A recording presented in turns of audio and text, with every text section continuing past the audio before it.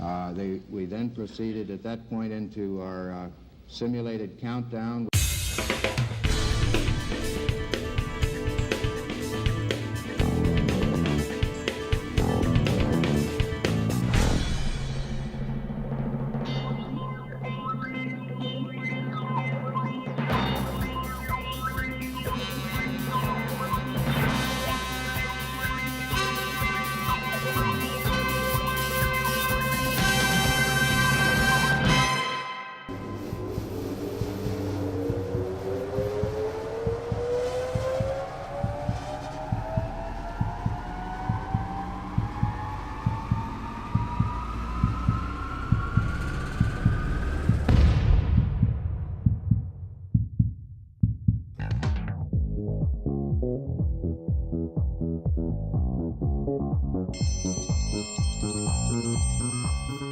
Lunchtime, kids! All right!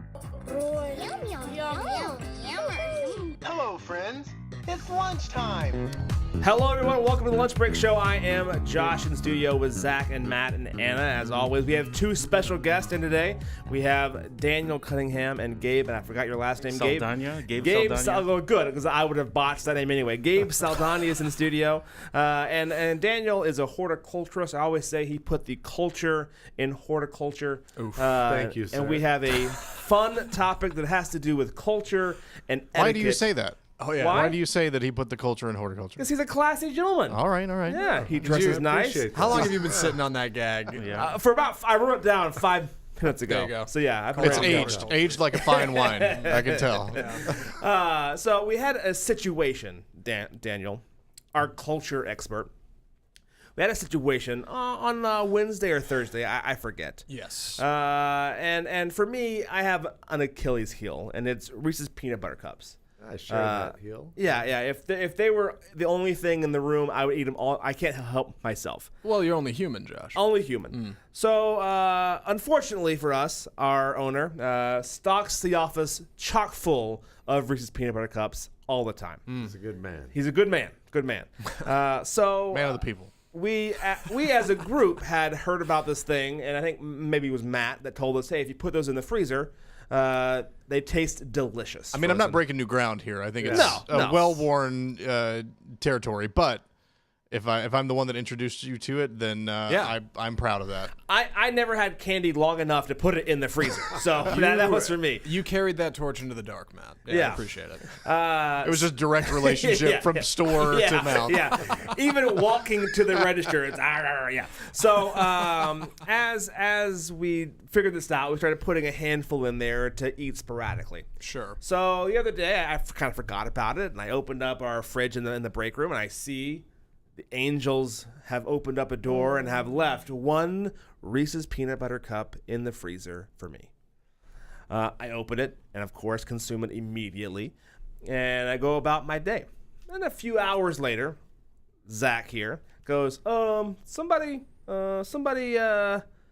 eat the peanut butter cup in the freezer. Yeah, and I felt, for some reason, instant shame. And I don't feel like that's accurate. I don't think I should feel ashamed that a free Reese's peanut butter cup was put in the freezer and I ate it. I think now if he would have bought it and put it in there, then there's some shame in there. If he would have written his name on the peanut butter cup, shame. Yeah, that's a different story. That's the thing. No name, no ownership. Just he transferred it from a room temperature bowl to a freezer, and he felt like, in my opinion, there should have been an apology attached to it. Hold on. Before you speak up, I will speak at your defense here. I'll be your counsel. I feel like the act of going and retrieving the peanut butter cup and putting it into the freezer, you are putting work in, therefore you are conferring ownership onto the peanut butter cup in that. But doesn't there have to be then said exclamation of ownership? I don't think so. You know you didn't put it in there. But we put a handful of them in there. You know you didn't do that.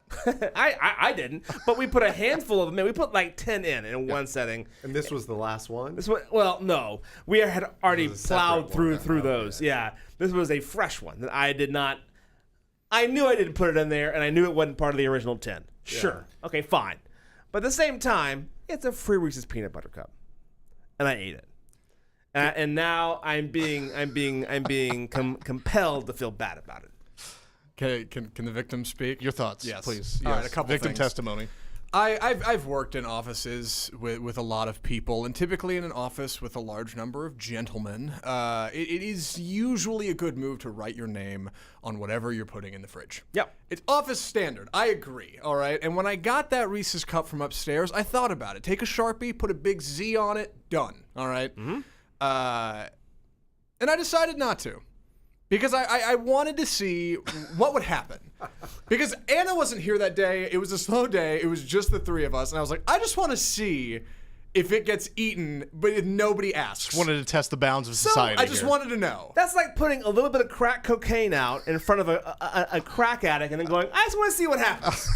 He's gonna smoke the crack. There's a big problem here, all right, that's not being addressed. It is the size and shape of our refrigerator. We do not have a full-size Samsung water-in-the-door fridge. It is a mini fridge. This thing barely holds 12 bottles of water. It has a very small freezer compartment, and in order to get to it, you have to open the fridge and specifically open the freezer compartment. Now, when we had Reese's in there, when we had like the 10 communal Reese's, because that did happen, that was like 3 weeks ago. That was a while back. So somebody had to open the fridge and think to themselves, I'm looking for a little something.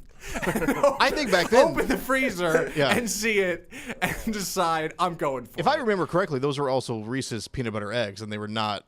I think they were. They were not peanut butter cups. So it was a totally different form factor. That's the best Reese's. Somebody, That's true. The No, egg is the egg is the Cadillac perfect. of Reese's. Yeah, it's the perfection of the form. You were cruising for a bruising, Josh. Like, and we have snacks, but no, you wanted something cold and I can get behind it. It's Reese's. I love it. It's good. I'm not saying it's not. I just took your idea and made it better by not having to put it in the freezer. Consider for a moment that when I realized it was gone, I walked down to in between the control room and the studio, and I stood here for a minute because Matt was in the control room and Josh was in the studio, and I thought, yep, Josh. Like, if I had to guess, I appreciate that. I think it was Clearly it was John. I came in and I said my piece, and Josh got all wide-eyed and owned up to it. You didn't blame Matt. You said you would have liked to have blamed Matt. Yeah. I said, my exact words were, I want to blame Matt for this. Well, no, okay. Now let me say, you said that in a way as if Zach had walked out of the room, he would have said, "Oh, Matt clearly did it." Right. So you were giving yourself an out. Yeah. But he pressed on. Yeah. So as our culture expert here, our office etiquette czar, if you will, self-appointed by me, what would you say? Did I make a mistake? Did I step out of bounds, or was I totally justified in the eating of the peanut butter cup? Okay, so I just have one question. When did you start feeling that guilt? Was it immediate guilt? Oh yeah, immediately. Well, I think that kind of makes the case. Like like every piece of candy I've ever eaten past 25. Yeah, you know. I mean, I think But that was mostly because I saw the look, the sadness on his face, the puppy dog eyes of like, I put a candy in the thing, and now it's gone. It's an empathetic guilt. Yeah. You feel bad for him, not necessarily because you took because the the candy. candy was The delicious, candy, and I know that. You felt good about the candy. Yeah. Even though you're the one that caused that pain. Yeah. Okay. So here's the thing: did you put more Reese's into the freezer? But here's the thing, and I'm not gonna say it's passive aggressive because it was. And what Zach did is he went up and got 4 more. And then walked down and goes, okay, guys, but I know what guys means. It means Josh. Okay, guys, I'm putting these in the freezer. These 4 are not for you. All be cool about this. And again, all be cool means Josh, be cool about this. Yeah. So I just think there's certain office etiquette, and I think if you don't put your name on it, you're tossing a coin up in the air, and it could go either way. It's true. And by not putting my name on it, I accepted that risk. I agree. There's definitely some partial responsibility on my part. But I learned something. And at the cost of 1 Reese's and a hike up and down the stairs, that was absolutely worth the price of admission. You've learned a valuable lesson. Yes. Yeah. I understand the environment, which, by the way, we put those in on Wednesday. There's 1 Reese's left. It is Anna's. You should go snag that as soon Yeah, as we you have can. been very- yeah, we we are have very not good. touched it, I swear, unless somebody snagged it this morning. But How dare you? No No, pointing sir. fingers. Yeah. It is still there. Now you were saying something about like the person who takes the last toilet paper rolls. Is this like another like thing that you have? Well, no, I just think that, it's the same type of scenario. If you were to take a Reese's and put it back in there, if you took the one that was in there, then nobody would have known. You give it 20 minutes, it's frozen. Exactly. Same thing with the toilet paper roll, certainly at my house. Sometimes that gets changed and sometimes it doesn't. So you're kind of putting somebody high and dry, more so in the Reese's scenario there. So this is something that you brought that up, and my wife still like gets on to me about this. When I was over at iHeart, I remember I went into the bathroom and I was at the urinal, and I heard there was a guy in one of the other ones taking care of some business, and he did like the empty rattle as he was like going for toilet paper, and it was like the rattle sound, the death like rattle. nothing was there, the rattle. Panic. And Panic is filling this man's bones. And I just went, and I walked out. Oh, no, that, Yeah, that's not on me. Like, we're all adults here. We all walk in. You check. It's right there. It's convenient. Yeah. We also live in a society, Josh. We can help each other. Nah. We can live by the Scout code. Desperate times. When you gotta go, you gotta go. Sometimes Yeah. you don't have time to check. Yeah. So Yeah. I was like, and so because I knew what I was laughing at was this guy was going to have to do the shuffle to the other God. to the other stall to hopefully find toilet paper there. I always got My wife socks. says that I'm not a good socks. yes, you socks. Yeah. Go sockless So for the rest of the day. This may be a lot more into my character than I want to admit, but I wanted to mean, say, great. Eva on Facebook mentioned if you didn't write your name on it, it's the company fridge. It's free for all. Yeah. Is that just a blanket rule? I don't believe that.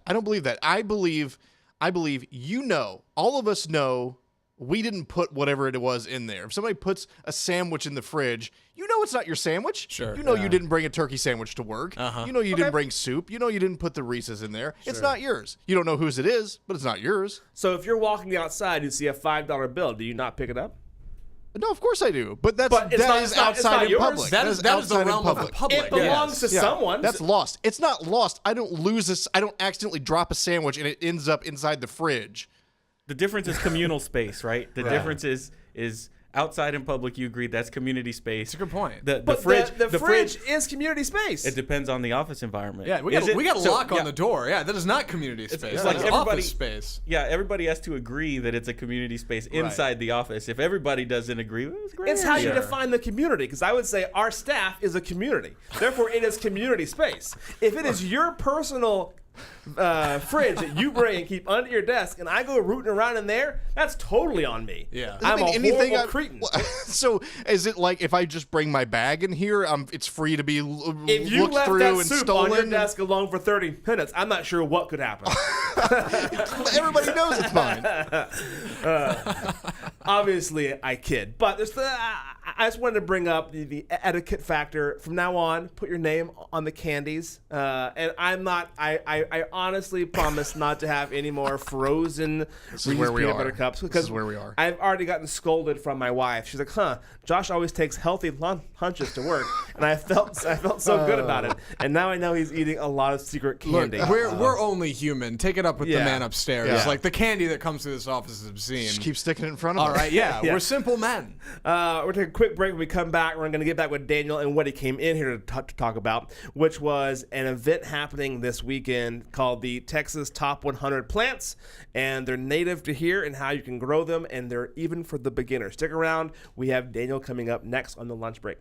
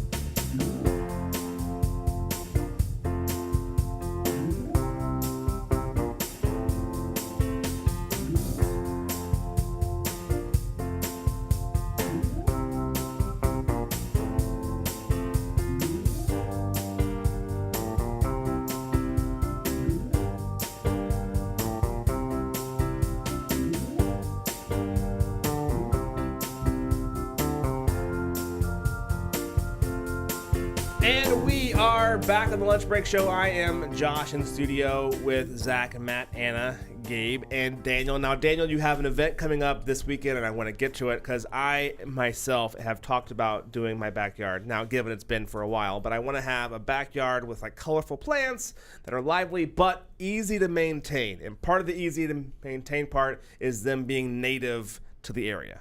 Yeah, that's exactly right. So we recommend that people either choose those plants that are native here or plants that are well adapted to our area, whether it's our soil, the amount of rainfall we get or lack of rainfall, and then, how hot it gets here in north central Texas. So those are the best plants, and we've actually selected those. We've done all the homework for you.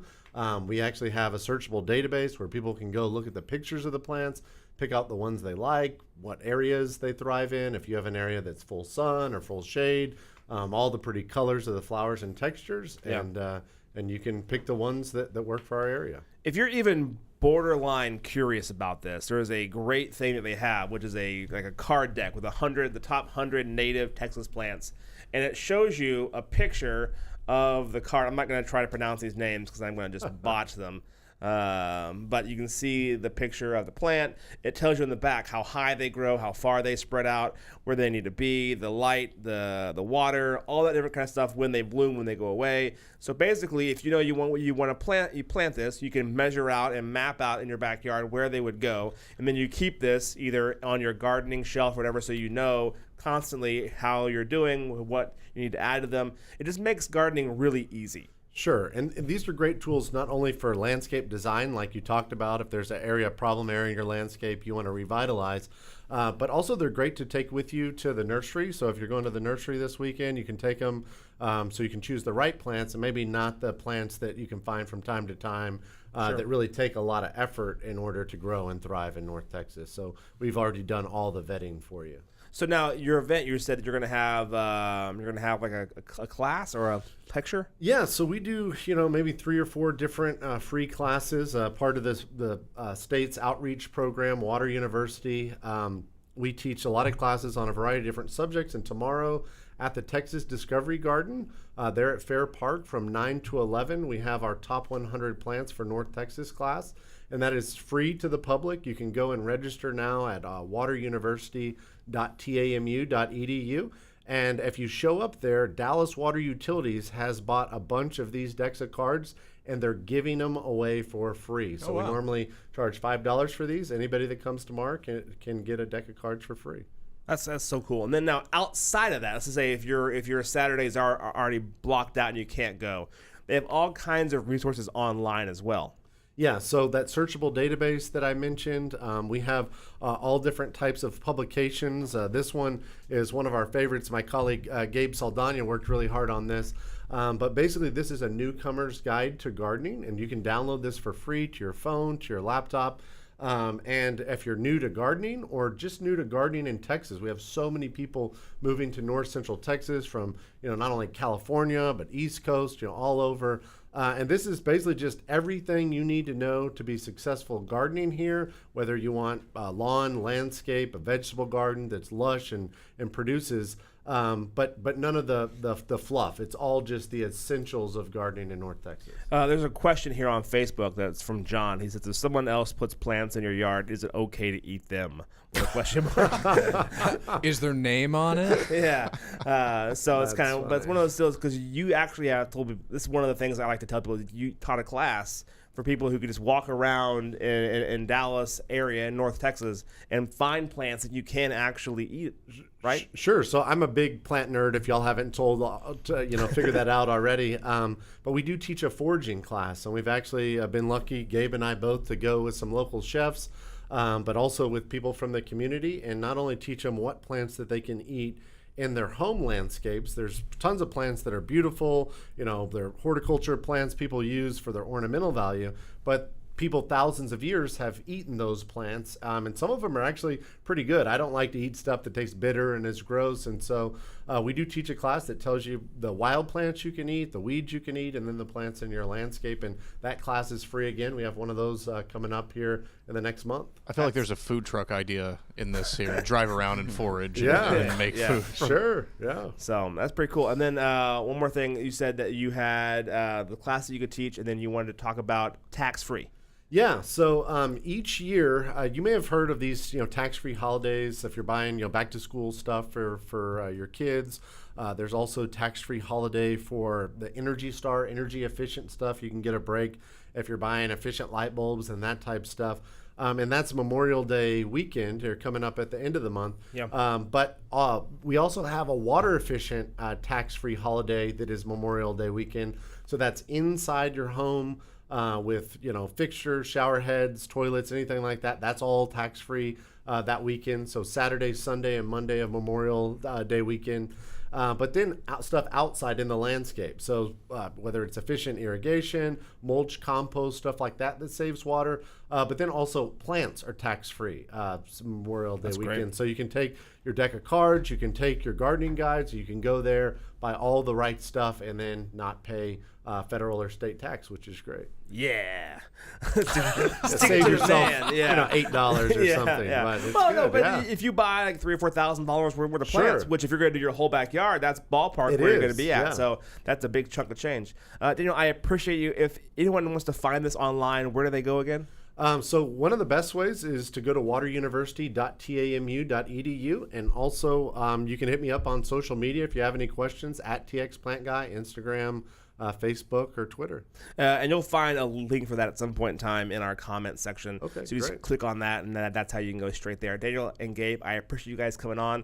Thank you so much. If you have a chance, please go check out the class we're doing tomorrow. Again, it's free. It's great information, and he loves any question you can have. He could talk about plants all day long. There's no question too big or too small for Daniel. You can follow him online, tweet him. He's very active. It's a very good resource to use, and that's what he's here to do for you. So that's the job. thank you so much for coming on. When we come back, we have another topic about the things that women do before interviews that may surprise you.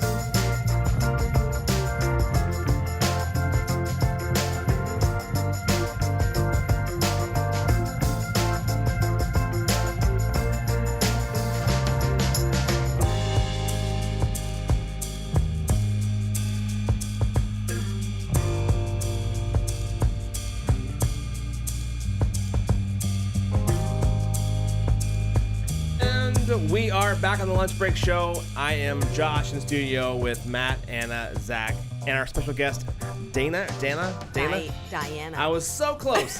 Diana. The music got all confused. So I brought you in. Tell us what brings you in to meet with Jeff today.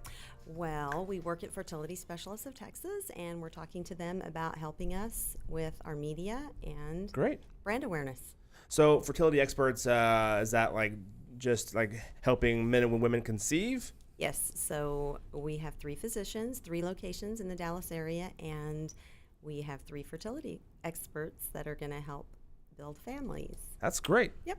I know that in fertility, it has been more and more kind of standard for people to think about it these days. Even health insurance companies are now looking into it as well, which I guess is a good thing for you. That's true. So a lot of employers are sort of taking on what feedback they're getting back from their employees, and they're realizing it's a value-added benefit to give them fertility benefits. So a lot of the big companies are offering that. So we brought you in because we were reading this story here. We saw you out in the hallway. We wanted to get you in to get a female perspective on this. And it was, the headline struck me as weird, and it was that the shocking thing that many women do before a job interview. I was like, what could this possibly be? And so as you're going through your reading, one of the things that stood out was that 29% of married women say they actually take off their wedding band before they sit down for a job interview. Whoa, 29%? That's high. That's high. That seems crazy to me. I mean, what are you trying to do? Say, oh, I'm available just in case you want to date me? Yeah. Is it potentially for people to think, oh, if you're married, then it's also the chance that you may have a family, and there may be kind of like a barrier towards if she's newly married, is she going to be getting pregnant? Do we really want to hire this person? So, yeah, that's an interesting thought. I mean, I know that the having a kid thing is a real concern. It's one of those things that you don't want to think that employers think about, but it's got to be at least somewhere in the back of their mind, because with maternity leave, I think it's 3 months. For me, I got 2 weeks for paternity, which is actually great for paternity leave here in Texas. So our son turns 1 today, as a matter of fact. Happy birthday! Yes. Happy birthday. And so it's one of those deals, though. I know that it is a concern.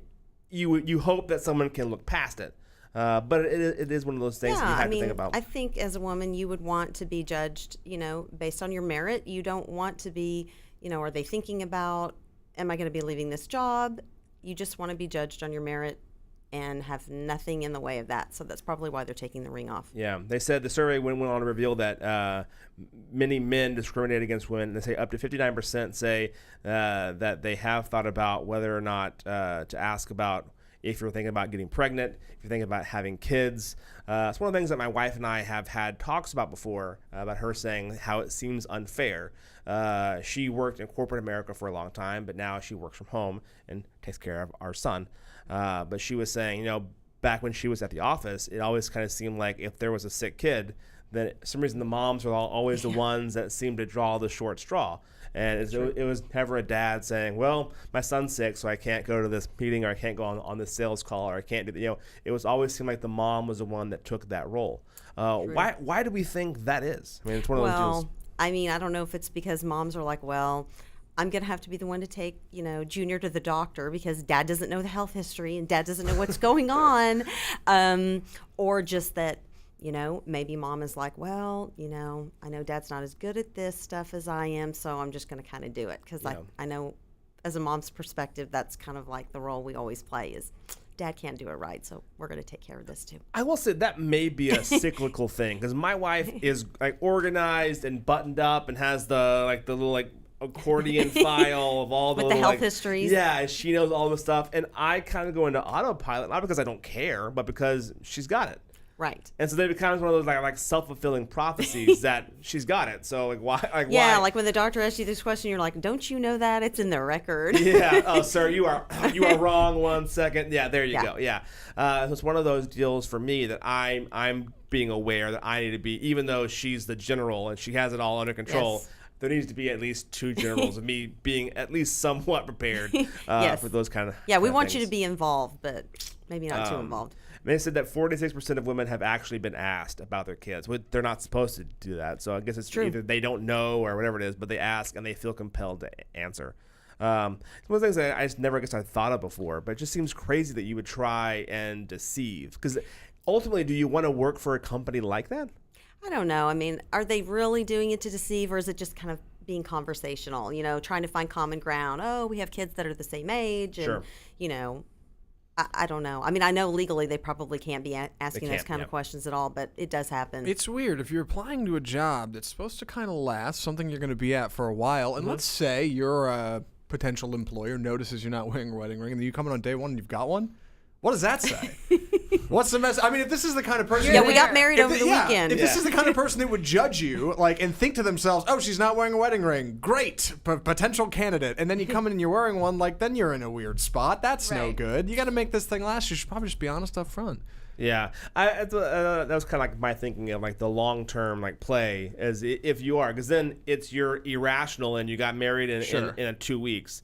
Or it's the you tried to deceive me, and then we're off to a really weird stance. And my hands were swelling that day, and I couldn't get my ring on. Sure. I had Tex-Mex, and my fingers got puffy. I was stressed. Yeah, it happens. Alternatively, say you are the kind of just for a second, let's imagine devil's advocate. Say you are the kind of employer who would ask a question like that. Are you planning on getting pregnant in the future?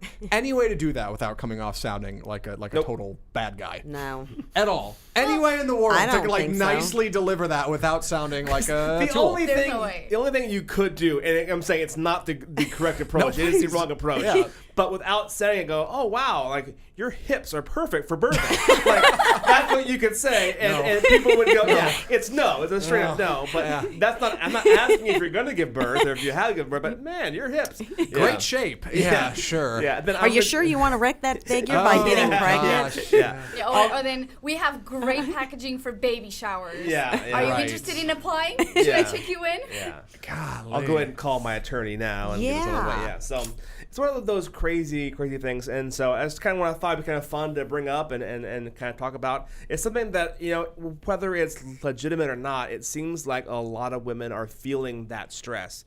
And that's sad. It's one of the things that we need to do a better job as men when we're applying, to make sure everyone knows that it's not a place where you have to feel like you have to lie or deceive. So true. And hopefully at some point in time we can work toward that. Thanks for coming on the show. I appreciate it. I look forward to our company representing you and helping you get your name out there about fertility experts here in DFW. So Okay, thank you. Take a quick break. When we come back, we have another topic that hit the internet by storm: the Modesty poncho. Coming up next on the Lunch Break Show.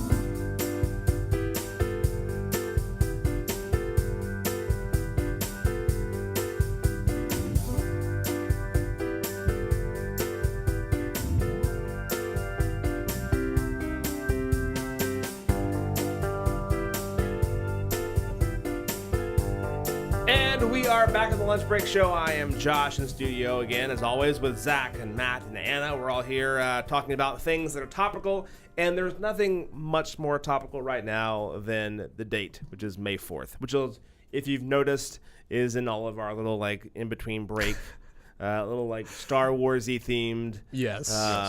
May the 4th be with you. Our Star Wars themed breaks. And you'll see Right. Anna's shirt. Wait a moment. Please. There you go. Yeah. I'm not going to say love it's it. homemade. And scarf to I'm not match. going to say it's homemade, but it's homemade. Yeah, I forgot my T-shirt. We just had this conversation because actually there's people in the building that dressed up. I saw one Leia and 2 stormtroopers. So I have a question. Of all the characters you could have chosen, you chose Jabba the Hutt. Yeah, to be fair, she put some thought into this. Yeah, we just had these kind of like 10-second conversation where I was like, well, who do I want to be? Yeah. Who do I want to be? Because on my T-shirt there's Yoda, there's Luke, and Leia. And I was like, I can only choose one. And then I It's was your like, chance to break out and do something different, right? right. I was like, I don't want to be like sexy Leia outfit something. It's not me. Yoda weird shape. So I was like, Jabba the Hutt. Everything about him is amazing. Right. He's the No. character everyone hates. So Yeah. right. Bikini Leia would be better served for any one of us 3 gentlemen, I think. That Just would, gotta that would go be, that would be a good opposite. fit for us. Obviously. Yeah, of course. God. Just kind of flip. I suggested Spock, of course. Like, just went for the Right. easy Star Trek, Star Wars. Just to be the guy. Just to be that guy. Somebody's gotta blaze that trail. All right, somebody's got to be the first. Yeah. Yeah. Right. I would never have chosen Jabba the Hutt. I would have chosen someone else. Yeah. I think I don't know a lot about Star Wars. Here's a fun Star Wars fact about me. Back in my Edge days, I was asked to go MC this Star Wars costume contest. Wow. So it was for kids. It was a kids costume For contest. children. Children, Okay, yeah. yes. I know next to nothing about Star Wars. Apparently there's twins somewhere, or there's brother and sister combination somewhere. Mm-hmm. Next to nothing about Star Wars. I watched the films. They're fine. I enjoy them, Sure. but that's the extent. So the whole time, my nerd friend was trying to like prep me, and my wife were trying to prep me with like information about. And I say nerd friend in a very nice way. Right. Prep me for the Sounds like it. Your the, friendly neighborhood nerd. yeah, for the eventual, I'm going to have to banter with these people who thought about ruining their entire Saturday by getting into a costume and coming out to a place to be judged by me. I was gearing up.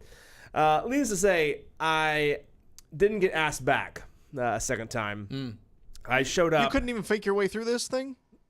So, I went in there, and there were these kids. 3 of them were dressed up legitimate costumes. The rest of them were a ragtag bunch, and I know they're kids. But a T-shirt and I called it a sword by accident, and a lightsaber. I call it a sword. And a sword does not count for a costume. I'm curious, if you're not that familiar with Star Wars, how did you know 3 of them were legitimate and the rest were a ragtag Because they bunch? look like costumes. Like Okay. one was a stormtrooper. Yeah. And he looked like a stormtrooper. I've seen him on TV. I know what they look like. He had the helmet, the shoulder pad, the Yeah, gear on. sure. I got it. Stormtrooper. Got it. One looked like Han Solo. Yep. Yeah. Look, I got it. Got an answer right so like, far. Little like potato sack and the thing. I got it. That's what you look like. Potato sack. Yeah, the little shirt. Potato The little, sack? tan, whatever it The is. vest thing. Yeah, the vest okay, thing. Sure. And another one was in a full-on like Chewbacca suit.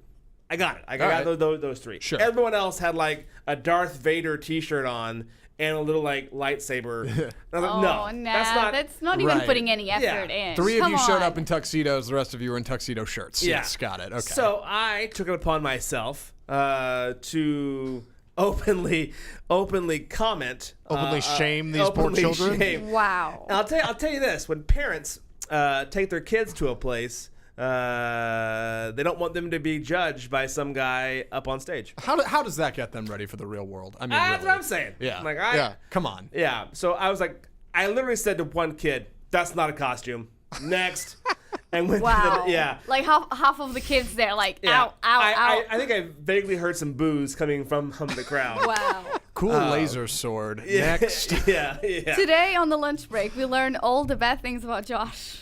Yeah, my wife was like, I got in the car. She's like, you heckled children. That's what she said in the comments. Yeah. You heckled children. Yeah, come on, man.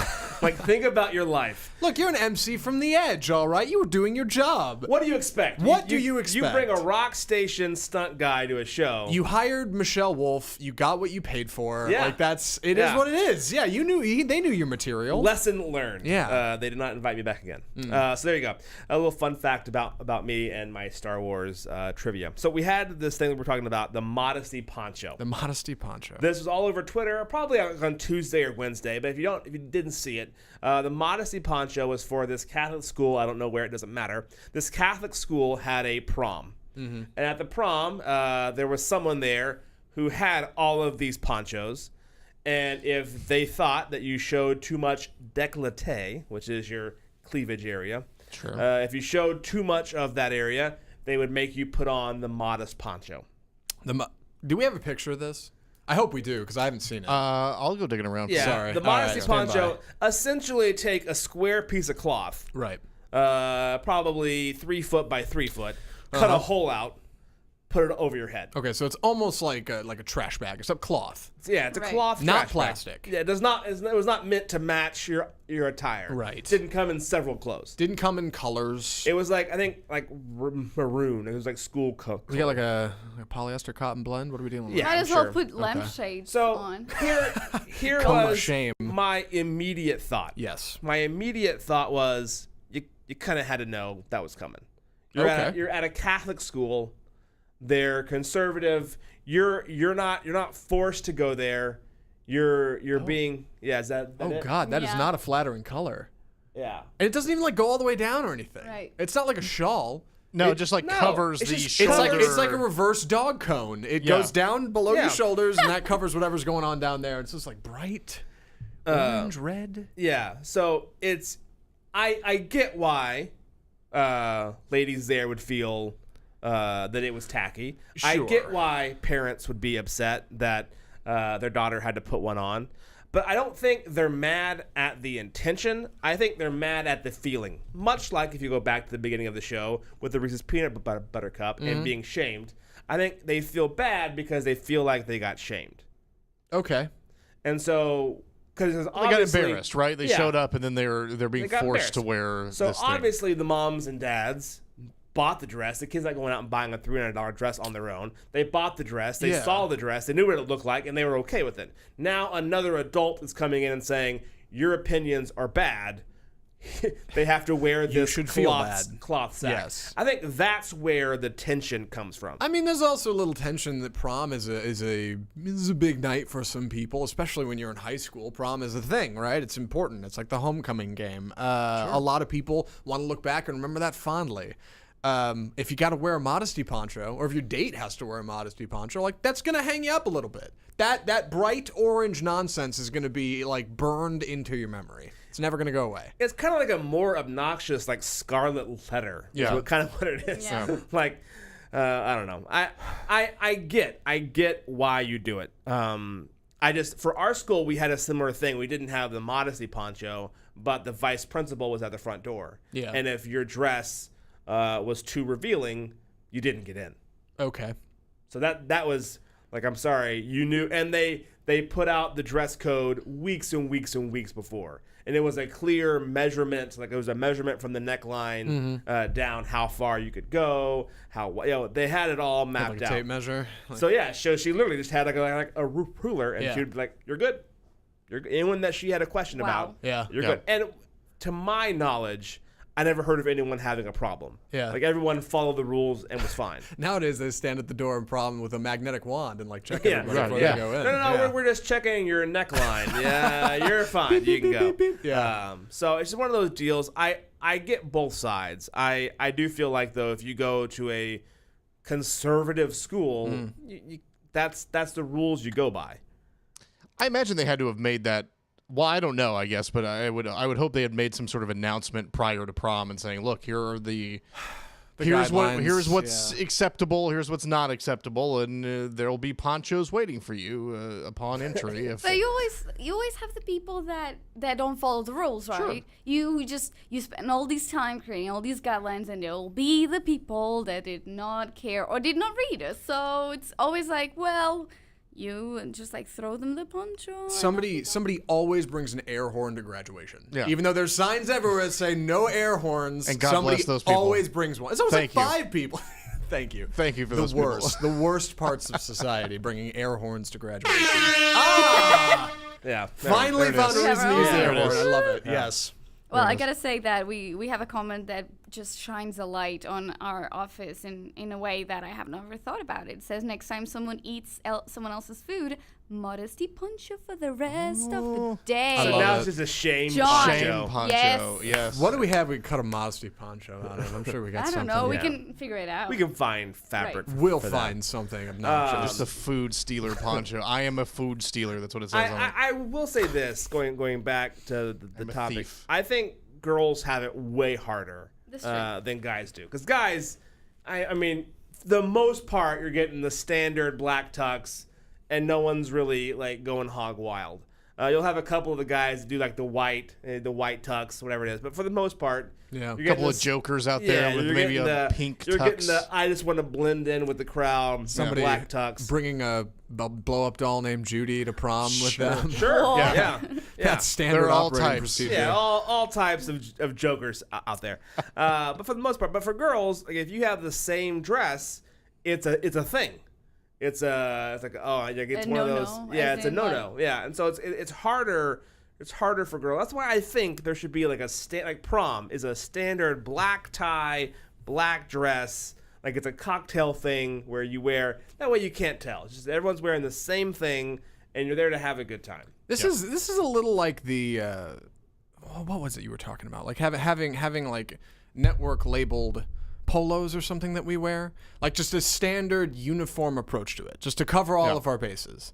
I think it's okay to have a little bit of self-expression in your prom outfit, right? As long as you don't cross a line, that's the issue, and people will always cross the line, right? Yeah. That's the problem. There will always be somebody who steps over it. Well, and for sure, like I didn't think I told you the story before about my green tuxedo.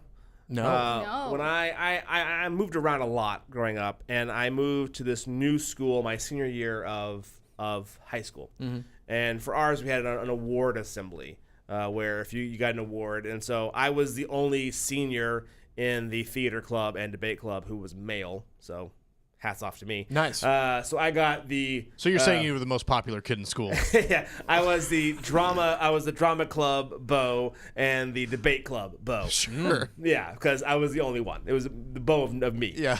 So I had to go to the award assembly to get my prize. Yeah. Given I knew like 5 people at his school, and so we go to this like meeting to like prepare for the award assembly, and she goes, "Okay, gentlemen, tuxedos only." Ladies, nice formal attire. And go through this whole process. Wow, they took this serious. Yeah, and I was like, "Hey, I don't have a tuxedo. Can I just like wear like a nice suit? I have like a nice like button down black suit, respectful." And she Completely goes- acceptable. And she goes, "Is that a tuxedo?" Oh. Yeah. What is the Yeah. wait? Yeah. What is that? There's A no tuxedo difference. is like the bow tie. A tuxedo is cut differently. Oh. It has like a bow tie. It has a stripe down the pants. It's a different cut and a different feel. A I suit see. is more relaxed than a tuxedo. Right. Yeah. And so I said, Different no. material too, and Yeah, it's shiny. Anyway, It's a bit silkier than yeah. tuxedo. So I said, no, I don't think it is. Well, I think you just answered your own question then. Next question. Oh, I hate this yeah, person I already. hate it. And Wow. yeah. So I said, okay, got it. I will spend the $70, and I went to the tuxedo shop, and I said, I'll have the ugliest tuxedo you have. yes, Good. sir. Give me the ugliest. So it was a Dumb and Dumber-esque sherbet green tuxedo that was a little bit too tight. I mean, any chance there's a picture of this? There is. I don't have it on anywhere online. Yeah. This is because before online existed. Yeah. It fit a little bit too snug. So I was. Oh, that would be even better. Just Yeah. the wrong size. Yeah. Like totally sell it. Yeah. It was hideous. And so I walk in, my white boat shoes, shiny and slick, sherbet green, ruffles, laces out the collar, green bow tie tuxedo, and I see her, we lock eyes, and she gives me this like death stare, and I go, tuxedo. Boom! Like, just, I felt so justified. You wore the moment. drama bow. Oh, yeah. Huh? right. I was, yeah. And so, that was the bad thing. It was like, all these, like, jocks, they're all like a nice tuxedo. And the debate club bow. I'm like, hey, everybody. This guy bowlering out in a too tight sherbet green suit. This is the guy in drama and debate. Like, what a 1-2 punch. Yeah. Ready to do something drastic and fight you for it. I love it. Yeah, come on, ladies. Yep. Make it happen. Yeah, and that was my one fighting the man approach. We're gonna take a quick break. When we come back, we have fun food news to do for you guys.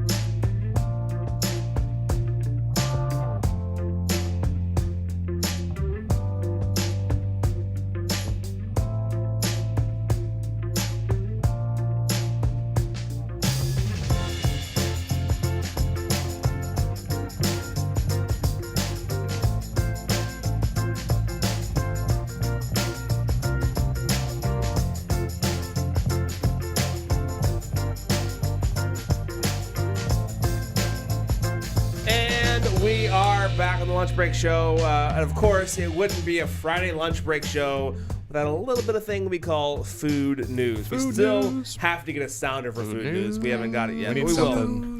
Will. The thing I like the least we'll do first on this, and that was an article that Matt found with Jeez. Wow. Sorry. Sorry, I came with the worst article Part possible. of this, Matt picked out. Here we go. Kicking off the segment, No. Matt Stoker. You misheard. I'm sorry. I heard correctly. I misspoke. I didn't mean the word story. I meant like I saw the story and I liked it. I just didn't like what it said. Good 'Cause backpedal. It says it's a pizza ice cream flavor is the newest Frankenfood. Frankenfood. I love the term Frankenfood. I hate pizza ice cream. Pizza ice cream. What are we dealing with here? So here's the two things I don't like about pizza ice cream. One, I don't like cold pizza. And there's some people who will go to their grave saying cold pizza is better than hot pizza. My wife included, and I think they're crazy. Okay. Yeah. I like cold pizza on occasion, but it's not better than hot pizza. Yeah, no way. Right. I would wager at best you could put it maybe on equal footing with fresh out of the oven and next day in the fridge for breakfast. Like at best, close to the same. No. But at the end of the day, I think hot pizza is better. It's at least a 50% drop off for me. All the flavors. Significantly worse. They just get lost. Yeah. When it's cold. Anyway. So there's a NYC pizzeria that's making an ice cream infused gelato with pizza flavoring, and it annoys me. How do you infuse pizza flavor? But what kind of pizza is it? Is it like a Now margarita? I have to read. Well, yeah, I was gonna say. I mean, it's not that there's just one pizza. Now, I guess for gelato, you'd probably go for some kind of like tomato gelato, Yes. because that's a thing you could Basil. do, and then have some kind of like oregano in there, and maybe some kind of like mozzarella. I mean, for it to be recognizably pizza flavored, you'd have to have like some sort of marinara or a tomato sauce. tomato of some base, Right. yeah, Well, then of some sort. I You would guys think. are going to be really hacked off because their whole pizza thing is just like the pizza crust flavor. What? So they're Crust just flavored going gelato? with the crust, the pizza Okay. crust, not pepperoni or cheese or tomato. All It's right. just It's just dough. Is Yeah. that like what is that in like caramel swirl? Where you have the swirls of caramel in, they just kind of do the tomato sauce, or like how does that work? So basically, it's like what a pizza crust would taste like fresh out of the oven. What, like garlic salt? something Yeah, like I that? guess. So to me, now I'm twicely, sure. Yeah. I'm twicely annoyed because Doubly. one, I don't like pizza ice cream. That sounds gross. But now you're even doing it wrong. You're not making Right. pizza ice cream. You're doing pizza. You're not going the crust full ice Monty cream. on Yeah. this thing. If you're gonna do it, you got to do it right. If you're gonna ruin ice cream, go all the way in. right. Don't be No half half in, half out. No half measures.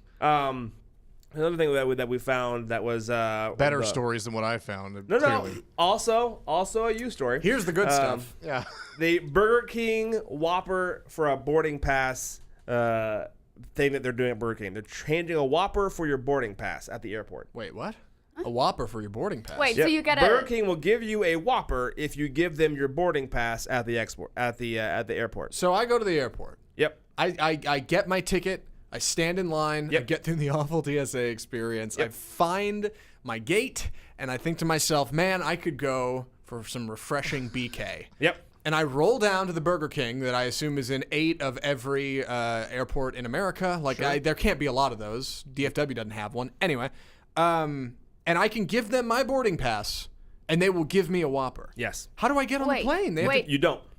What? That's the deal? That is, again, it's not thought through. Now, here's the caveat. That's the cost? Here's the The caveat. most expensive Whopper ever. Is that it's in Romania. Okay. And the only Burger King they have is inside the airport. They only have one Burger King, and it's inside the airport. People are coming from miles around, and so what they're saying, ultimately, I have get to it. buy a boarding pass to get in. I see. So it's one of those, they're trying to show them. Yeah, to show them the boarding pass. So for your boarding pass, we'll give you a Whopper. To us Americans, it sounds like I have to give up my boarding pass. I wonder if this goes both ways. If you land in the Romanian airport, do you think you can I would scoop have a to think Whopper out so. of there? Yeah, I would have to Yeah? think so. Well, really? I mean, you can, when you global exit a correspondent? plane, Yeah. you know, it's not like in the US when you exit somewhere else, you just go to the specific part of the airport that is communal. So you don't have to have, like, if you're taking someone to the airport, you can have, like, a meal there. So I guess. Wait, in other countries, you don't have to. Like, there's a couple places I like in at DFW in the D terminal that have like really good restaurants. Yeah. But you have to buy a boarding pass to go. TGI Fridays. Yeah. Chili's awesome. to go. Yeah, but remember, Thank you. depends on what kind of airport it is. But I think what happens in the U.S. is rather unique, or at least nowhere where I've been, where you, once you step out of the plane, you go through security and then you exit the airport. So only if probably it's inside the pass, you know, you can't.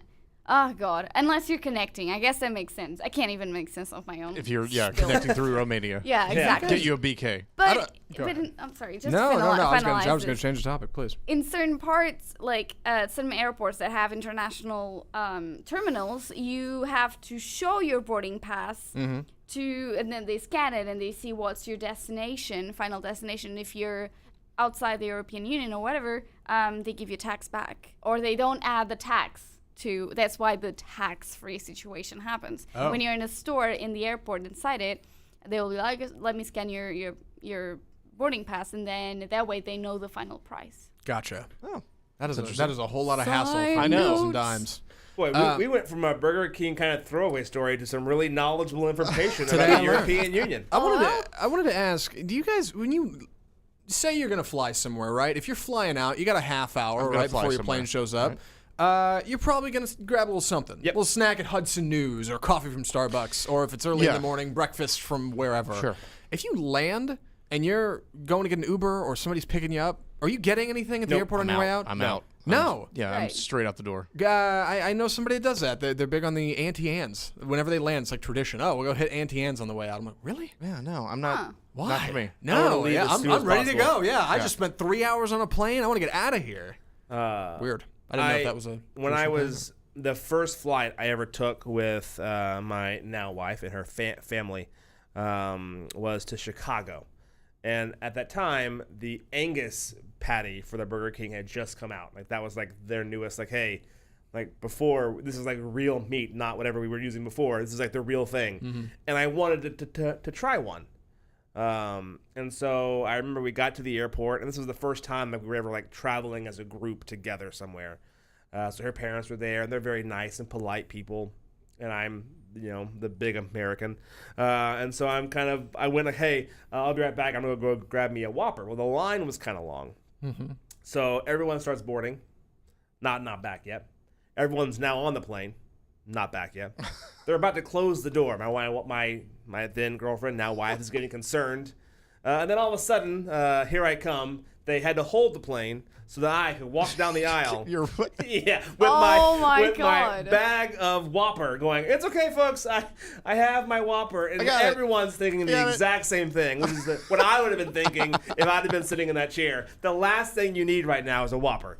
And that's exactly what you made us sit here and wait for 5 minutes. But the line was long. I'd have been the one person in the plane like, man, that Whopper smells awesome. Like, I could totally go for one of those. Yeah. See, I don't go for that, man. I hate people that bring like a full meal on a plane with them because it just stinks up the plane. Yeah, Like, just you're eat it first. Yeah, like you bring in, like you go to Chili's and you get it to go, and you bring your giant hamburger or whatever on the plane with you. Just eat it, man. Yeah. Or just get a snack get some gummy worms that don't smell the entire plane up with your meal. It's a subtle thing, airplane etiquette. Yeah. It's not that subtle. I mean, just don't do that. It clearly You'll be is. a garbage human being. It is Like, how about- clearly a subtle thing. A lot of people don't get it. Like you said, I think we've all been on a plane. What's We the have worst somebody on there. experience? Now they're on a plane story, so I want to know what's the worst that has happened. To clarify, because my wife just got onto me online, her parents are American as well. Ooh. I'm saying they're like polite human. Like they're not people that you would go, oh, I bet they're American, because they're not like like me, like the guy who's getting and holding the plane up that gets his Whopper. Right. So just for clarification's sake, now we're all on the same page. Parents are And on that bombshell, that is the show for today. Thank you so much for tuning in.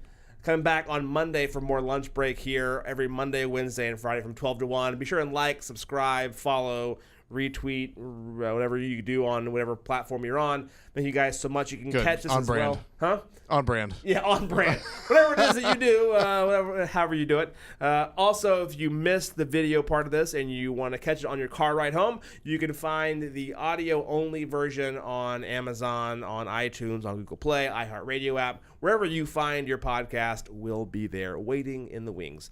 Thank you so much for tuning in. You can join us again on Monday.